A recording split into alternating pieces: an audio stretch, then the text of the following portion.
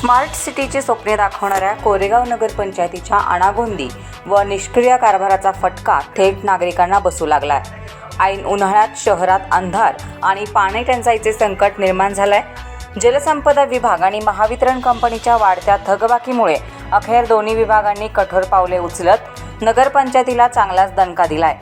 कृष्णा सिंचन विभागाने कटापूर येथील कृष्णा नदीवरील पंप हाऊस थकबाकीपोटी सील केले असून महावितरण कंपनीने तब्बल 54 लाख रुपयांच्या थकबाकीमुळे शहरातील स्ट्रीट लाईटचे कनेक्शन पूर्णपणे खंडित केले आहे। परिणामी संपूर्ण कोरेगाव शहर अक्षरशः अंधारात बुडाले असून पाणी पुरवठाही विस्कळीत झालाय। दरम्यान राष्ट्रवादी काँग्रेस शरदचंद्र पवार पक्षाचे नगरसेवक तथा विरोधी पक्षनेते हेमंत बर्गे, राष्ट्रवादी युवक काँग्रेसचे तालुकाध्यक्ष प्रीतम बर्गे, सामाजिक कार्यकर्ते गणेश धनावडे, दिनेश सनस तसेच शिवसेना उद्धव बाळासाहेब ठाकरे पक्षाचे शहर प्रमुख अक्षय बर्गे यांनी मंगळवारी रात्री शिवतीर्थ हुतात्मा स्मारक रोटरी उद्यान येथे पत्रकार परिषद घेत नगरपंचायतीच्या कारभाराचा तीव्र शब्दात समाचार घेतलाय। बुधवारपर्यंत पाणी पुरवठा सुरळीत करा आणि स्ट्रीट लाईट सुरू करा, अन्यथा गुरुवारी सकाळी नगरपंचायत कार्यालयाला टाळे ठोकू असा इशारा त्यांनी दिलाय। नगरपंचायत प्रशासनाने तात्काळ पाणी पुरवठा सुरळीत करून स्ट्रीट लाईट सुरू न केल्यास गुरुवारी सकाळी नगरपंचायत कार्यालयाला टाळे ठोकण्याची जाहीर भूमिका आंदोलनकर्त्यांनी घेतली आहे।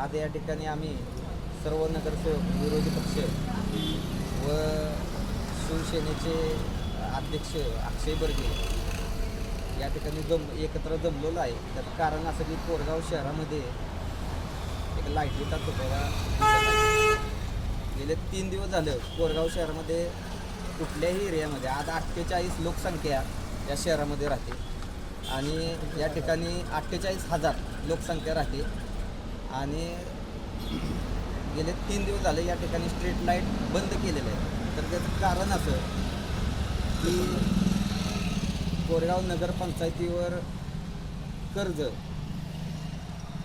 54 ते 60 लाख रुपयाचं लाईटीचं आहे।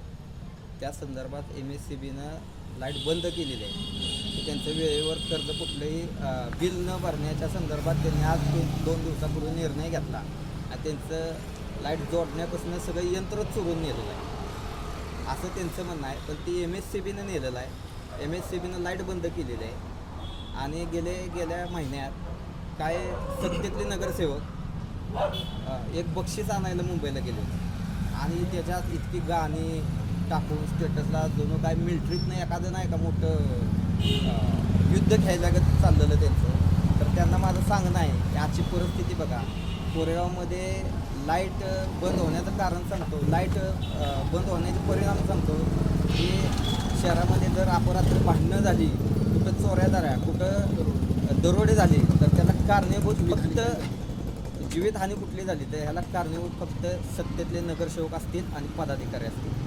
दुसरं गोष्ट की जो कटापूरचा जो आपला पंप हाऊस आहे त्या पंप हाऊसचं देखील पैशाच्या आदभाव आज त्या ठिकाणी कृष्णा सिंचन विभागाने कुलूप ठोकलेले आहेत काल आणि अक्षरशः सुभाषनगर भागापासून सगळीकडे आज कोरेगावात जे पाणी पुरवठा करते वरचे पंप हाऊस त्या ठिकाणी पाण्याचा तुटवडा झालेला आहे आणि पाणी बंद आहे। तर माझं त्यांना सांगणं एवढंच आहे की उद्याच्या उद्या कोरेगाव शहरातले लोक वेळच्या वेळेला कर भरतात, कर्ज काढतात, सोनं घाण ठेवतात आणि त्या ठिकाणी तुमच्या नगरपंचायतीचा कर वेळच्या वेळी भरतात। तर त्याचं जरा लक्षात घेऊन गांभीर्य उद्याच्या उद्या स्ट्रीट लाईट चालू झाल्या पाहिजे, पाणी व्यवस्थित चालू झाले पाहिजे। जे कटापूरचं जे पाणी आपल्या पंप असलं तर ते चालू झालं पाहिजे। जर झालं नाही तर परवा दिवशी सकाळी आम्ही नगरपंचायतीला टाळं ठोकणार आणि सगळी नगरपंचायत बंद करणार। ज्याला कुणाला काय करायचे त्याने करू द्या,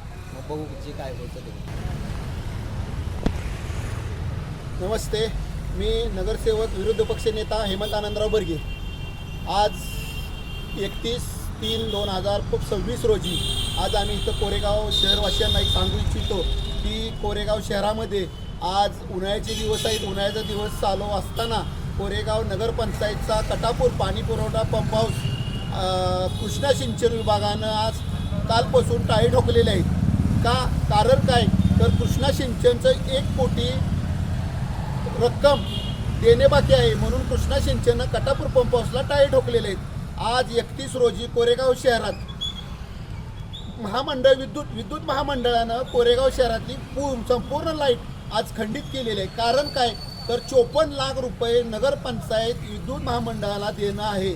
त्यामुळं कोरेगाव शहरवासियांना सांगू इच्छितो की कोरेगाव शहरामध्ये विद्युत मंडळानं आज पूर्ण कोरेगाव शहराला अंधारात ठेवलेलं आहे. ह्याचं कारण कोरेगाव शहरामध्ये नगरपंचायतनं आज घर वसूल कर इतक्या जलतीनं केला की ग्राहकांना कर्ज काढून घरपट्टी पाणीपट्टी लोकांनी भरली आणि आज लोकांना त्या पाणीपट्टीपासून व लाईटपासून वंचित ठेवलं जातं आहे. म्हणजे कोरेगाव नगरपंचायतचा कारभार माननीय मुख्याधिकारी व नगराध्यक्ष कशा पद्धतीनं करतात. आज कोरेगावची 8 दिवसावर यात्रा आलेली आहे. त्या पद्धतीनं जर कोरेगावचा कारभार चालला असला तर ह्या कारभाराला आमचा निषेध आहे. दुसरी गोष्ट कोरेगावचं आज म्हणजे महाराष्ट्राचा आराध्य दैवत छत्रपती शिवाजी महाराज आज हे सकाळ तुम्हाला म्हणतो कोरेगाव शहरामध्ये नगरपालिकेनं अंधारात ठेवलेले आहेत. ह्याचं कारण सांगतो. कोरेगाव नगरपंचायतमध्ये 13 नगरसेवक आणि आमचे 3 नगरसेवक. तर आज 13 नगरसेवकांचे ठराव अशा पद्धतीने येतात की कोरेगाव शहरामध्ये अंगणवाड्यांना लाईट देण्यासंदर्भात, कोरेगाव शहरामध्ये दफनभूमींना लाईट देण्यासंदर्भात. मग अशा पद्धतीने तुम्ही त्या ठिकाणी 24-24 तास लाईट देताय तर आराध्य दैवत जिथं आहे तिथं तुम्हाला अडचण काय 24 तास लाईट द्यायला, तिथं का तुम्ही ठराव घेऊ शकला नाही.